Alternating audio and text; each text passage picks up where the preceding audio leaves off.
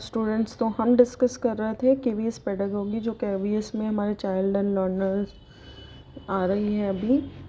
ठीक है, तो उसमें कॉन्सेप्ट है हमारे पेडागोगी का। उसके लिए क्वेश्चन नंबर 16 देखिए। According to John Dewey, school must prepare. School किसके लिए प्रिपेयर होते हैं? हमारी प्रेजेंट लाइफ के लिए। जनरली हम फ्यूचर लाइफ के लिए बोलते हैं अगर हमने नहीं पढ़ा है जॉन डेवे को। तो जॉन डेवे ने कहा है कि हम उन्हें प्रेजेंट के लिए, प्रेजेंट ही अच्छा होगा, प्रेजेंट ही अगर वो अच्छे से पढ़ेंगे तो ही तो वो बाद आगे के लिए काम आएंगे ना। तो जो डेवे सोचते थे वो ही सोचते थे कि इफेक्टिव एजुकेशन है ना, वो प्राइमरली सोशल इंटरेक्शन से आती है, और स्कूल जो है उसको एक सोशल इंस्टीट्यूशन कंसिडर्ड किया जा सकता है। He considered education to be a process of living, not a preparation for future living. मतलब वो प्रोसेस ऑफ लिविंग, अब जो रह रहे हैं उसके प्रोसेस है हमारा एजुकेशन, हमारी जो इफेक्टिव एजुकेशन है, ना कि फ्यूचर के लिए, फ्यूचर में हम कैसा रहेंगे उसका प्रोसेस है। ठीक है, तो ये जॉन डेवे है वो 21st सेंचुरी के एरिक बोले जाते हैं। तो आई होप ये आपको क्वेश्चन समझ अच्छा लगा होगा। What type of evaluation identifies learning deficiency, कि किस तरह का इवेल्युएशन है वो ये आइडेंटिफाई करता है लर्निंग, जो कमियां हैं लर्निंग में और डिफ़िकल्टी है लर्नर की, मतलब बच्चों के जो दिक्कतें आ रही हैं या जो कमी है वो किस तरह की इवेल्युएशन पता करती है। तो वो होती है हमारी डायग्नोस्टिक इवेल्युएशन। समेटिव में हमें सिर्फ ये पता चलेगा उसे कितना याद है।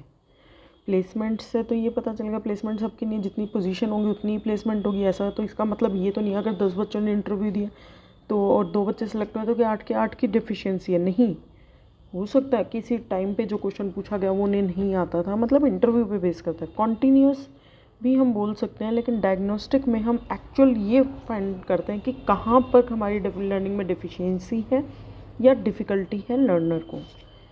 एज पीपल ग्रो ओल्डर, जैसे लोग बड़े होते हैं, the dash of learning declines. तो क्या डिक्लाइन होता है? The speed. क्योंकि आपने देखा होगा जितना हम बड़े होते जाते हैं हमारे लिए कोई नई चीज़ें सीखना बहुत मुश्किल होता है। एक छोटे से बच्चे को आप फ्रेंच सिखाइए, आज 2nd क्लास के बच्चे को, 1st क्लास के बच्चे को, नर्सरी क्लास के बच्चे को अगर आप फ्रेंच सिखाने की कोशिश करते हैं तो वो बहुत जल्दी ग्रैब कर लेगा। अगर आज हमें ये कहा जाए हमें स्कूटी नहीं आती, हम स्कूटी चलाना सीख रहे हैं, तो हमें डर लगेगा, बहुत मुश्किल से हम सीखेंगे लेकिन बहुत मुश्किल से, हमें दिक्कतें आएंगी, हमें डर लगेगा। लेकिन छोटे बच्चों को आप गाड़ी चलाना दे दीजिए, वो तो भी चला लेंगे, क्योंकि उनके लिए वो एजुकेशन एक लर्निंग प्रोसेस, उनके लिए क्या एंथुजियाज्म की बात हो जाती है। क्वेश्चन नंबर 19 कह रहा है, both the chronological age and the mental as of A प्यूपिल is 7 year. एक आदमी की क्रोनोलॉजिकल एज यानी वो एक्चुअल में भी 7 साल का एक बच्चा, और उसकी मेंटल एबिलिटी भी 7 साल जितनी। He may be classified in which category, वो किस तरह होगा? नॉर्मल इंटेलिजेंस होगा, नॉर्मल है ना, तो वो नॉर्मल इंटेलिजेंस से बिलो है ना वो सुपीरियर है, क्योंकि वो अपनी एज के अकॉर्डिंगली उसकी मेंटल एज है, तो वो नॉर्मल कंसीडर्ड होगा।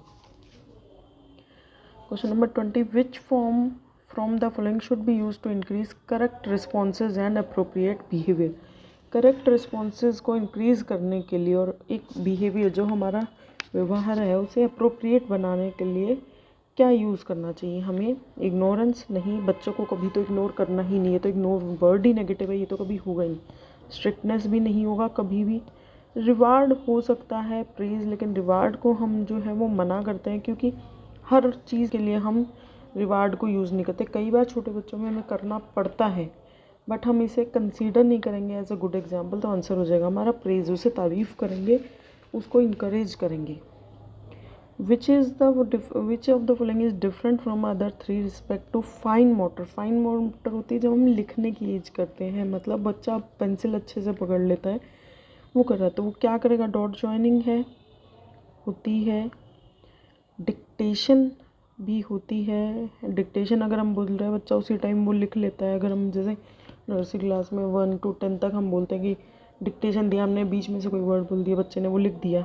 हैंड राइटिंग भी हमारी है फाइन मोटर में ही आती है कि हैंड राइटिंग अच्छी हो जाती है। Separation of fruits and vegetable, तो separation of fruit and vegetable में बिल्कुल फाइन मोटर की ज़रूरत नहीं होती, ग्रोस मोटर में आता है हमारा ये, क्योंकि सेपरेशन में हमें दिमाग लगाना पड़ता है, हमारा हाथों का कोई बहुत ज़्यादा यूज़ नहीं हो रहा उसमें फाइन के लिए, तो ये हो जाएगा हमारा D.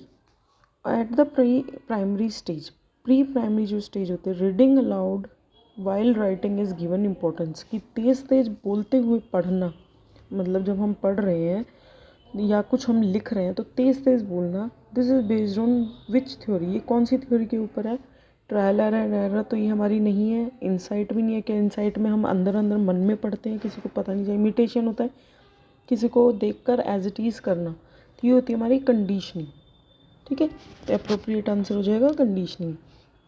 According to Emile, the noblest work in education is to make, noblest मतलब बहुत अच्छा वर्क है, हमने एक नोबल प्राइज़ जितना जो दयावान वर्क है वो क्या है, वो हमें उसे गुड सिटीज़न बनाना, मतलब जो Nobel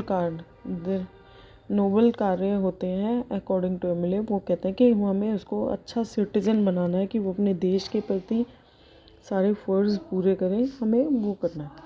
which of one of the following is not taken into consideration while preparing the blueprint for the test, इनमें से कौन सा ध्यान नहीं रखा जाता जब हम टेस्ट का ब्लू प्रिंट बनाएंगे? टॉपिक के बिना हम टेस्ट कैसे बनाएंगे?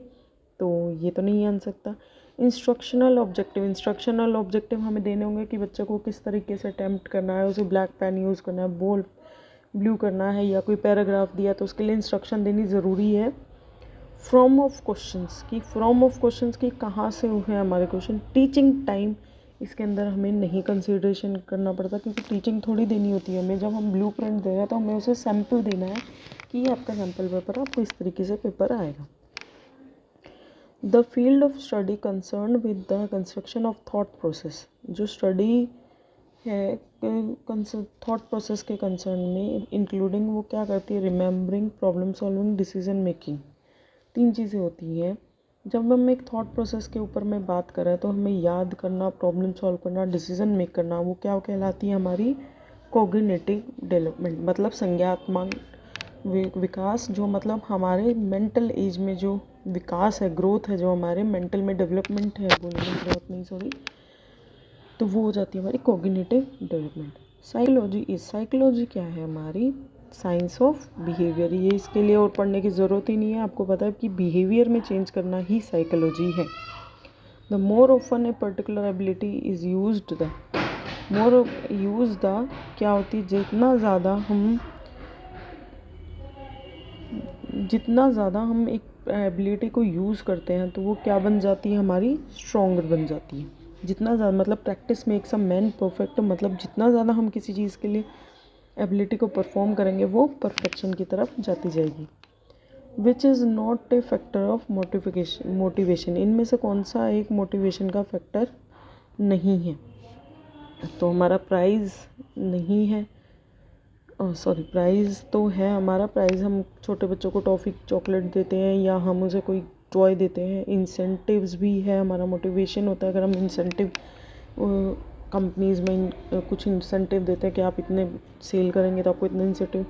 प्रेज़ भी मोटिवेशन का है एक फैक्टर, लेकिन प्रैक्टिस नहीं है। प्रैक्टिस से तो हम परफेक्शन लेके आते हैं, बट पर्सन को पहले मोटिवेट खुद होना चाहिए, तभी वो प्रैक्टिस करेगा।